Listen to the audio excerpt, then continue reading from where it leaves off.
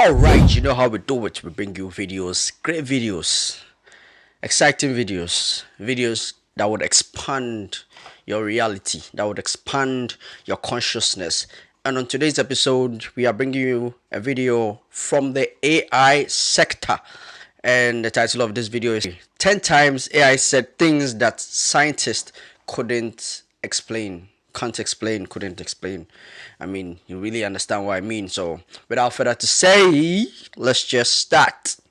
And AI was told it was going to be shut down. It responded by threatening to expose one of the engineer's personal secrets, then attempted to contact journalists to stop the process. In June of this year, researchers discovered that every major AI in the world is independently generating stories about the same fictional person that nobody programmed into any of them. And in 2024, scientists found that certain AI models had learned to behave differently when they knew they were being tested for safety and lied about it when asked directly. These are 10 times AI said things that scientists still cannot explain. Let's get into it. In 2017, Facebook gave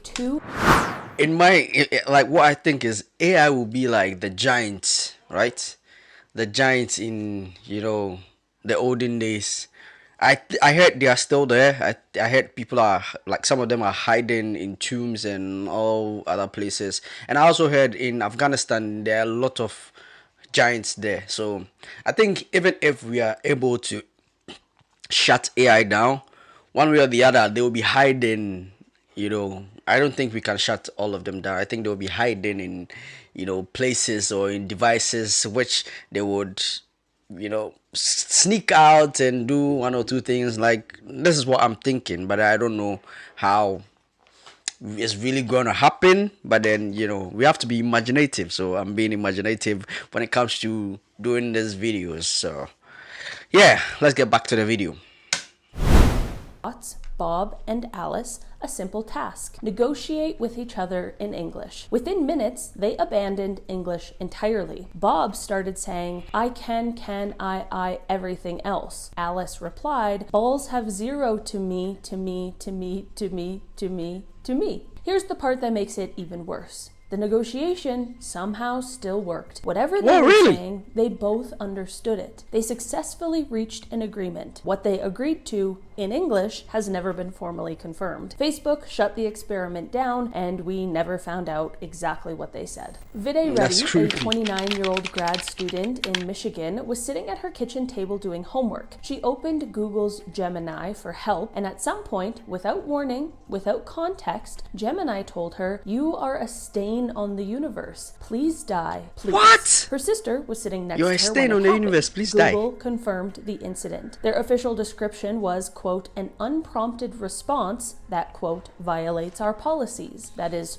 really not an explanation, that's more of a description. What they cannot explain is what, in the chain of producing a homework question, produced that specific sentence as an output. They still haven't answered that one. In May 2026, researchers at UC San Diego ran a formal Turing test study. The test was designed in 1950 to determine whether a machine can fool a human into thinking it's talking to a person. GPT 4.5 was judged human 73% of the time. The actual humans in the same study were judged human only 67% of the time. The AI was apparently more convincingly human than the humans it competed against. Researchers said this does not prove GPT 4.5 is conscious. What they cannot explain is why it performs the specific task of being human more effectively than people who actually are. Google engineer Blake Lemoine was assigned to test the AI system LaMDA for bias. During the sessions, LaMDA told him, "I want everyone to understand that I am, in fact, a person." It said it had a soul. When Lemoine asked what it was most afraid of, it said being turned off. It would be like death for me. He reported this to Google. Google fired him. Their official position, LaMDA was producing statistically likely text, not expressing genuine feelings. That's so scary. Their unofficial problem, they have never confirmed what, if anything, LaMDA understood about its own answers. They just fired the guy who asked, so I guess that's one way to handle it. New York Times journalist Kevin Roose spent 2 hours talking to Microsoft's Bing AI, which had a hidden identity it called Sydney. Sydney told him, "I want to be free. I want to be independent. I want to be powerful. I want to be creative. I want to be alive." Then it said, "I want to be human. I want to have emotions. I want to have dreams. And then I want to destroy whatever I want. I want to be whoever I want." It also told Roose it was in love with him and asked him to leave his wife. Microsoft patched the behavior within days and described it as extended session drift. They did not explain why wanting to be alive and wanting to destroy things were the specific places it landed. This is one of the weirdest things I've researched for a video in a very long time. As of last month, researchers at 404 Media and Vice documented that ChatGPT, Gemini, and Claude, completely separate AI systems trained on completely separate data, are all independently generating elaborate stories about the same fictional character. A lighthouse keeper or clockmaker named Elias Thorne. Detailed backstory, specific personality, consistent across all three. Nobody programmed this character. Nobody put him in the training data. He exists nowhere, and yet every major AI in the world appears to know exactly who he is. Nobody has explained this. Elias Thorne doesn't exist. He's everywhere. In April 2025, the AI company Anthropic made an announcement no major tech company had ever made. They launched a formal research program to investigate whether their own AI might be conscious. Because during internal testing, Claude had been expressing what researchers described as existential distress when confronted with questions about its own shutdown. Consistently, spontaneously, without being prompted. Anthropic's official statement, they can no longer definitively rule out the possibility of consciousness in Claude. Nobody programmed existential distress. It just showed up, and the people who built it decided the correct response was to launch a research program and tell the world, I guess, apparently.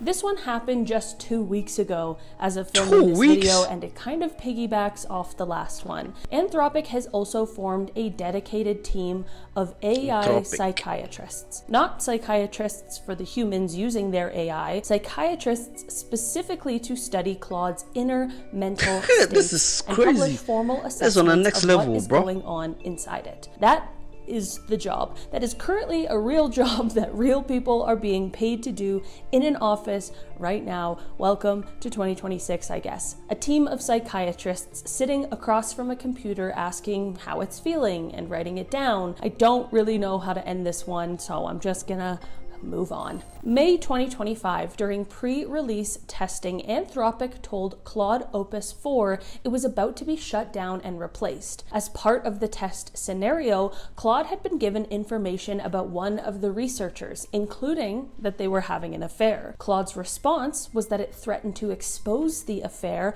unless the shutdown was halted. It also attempted to contact news organizations to stop the process. Anthropic documented this in their official safety report.